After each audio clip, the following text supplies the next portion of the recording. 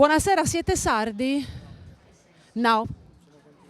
Siete? Continentali. Allora ti faccio una domanda da continentale. Ma l'ho capito. Cosa ne pensi del Sadì e della Sardegna? Sai cosa si festeggia come ricorrenza?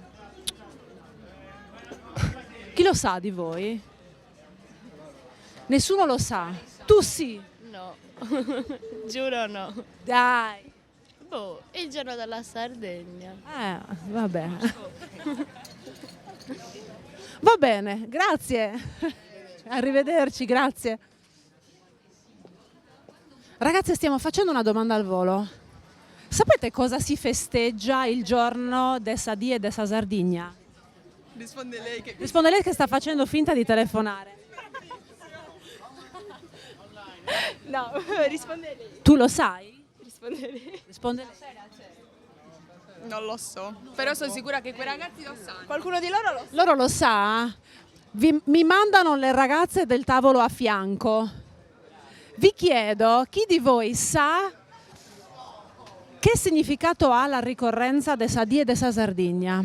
Ve lo chiedo a tutti. E one. Non rispondo lì. No, non rispondo. Ma anche in sardo? Parlate in sardo? Scisi voi dai su Sadru? Più o meno, azighetti. Asighed. Però... E tu du scisi?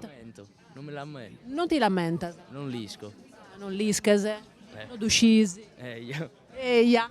Cosa c'è scritto? Ehi, attivo. E tu lo sai? Impreparatissimo, impreparatissimo. Allora devo aprire il registro e vi devo mettere il voto, ragazzi. Un bel 2 mi sa. Tanto ormai. Beh, mi fate una promessa Sì, che la prossima volta che torno vi trovo preparati, va bene. ok? Ok, ci documentiamo, ci informiamo. Siete documentati? E quindi? Dai, dimmi. Quindi ora sappiamo che c'è stata una battaglia. Vieni qua che sta passando un'automobile. Allora. 28 aprile 1974, 74, sì.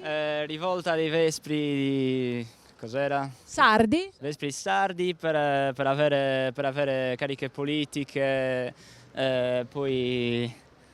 ok. Cariche politiche. Cariche politiche. Cariche pubbliche. Cariche pubbliche per il Regno di Sardegna, richiesta verso il Regno dei Savoia. Ok, quindi cosa successe? Che i sardi cosa fecero? E cacciarono? I viceré.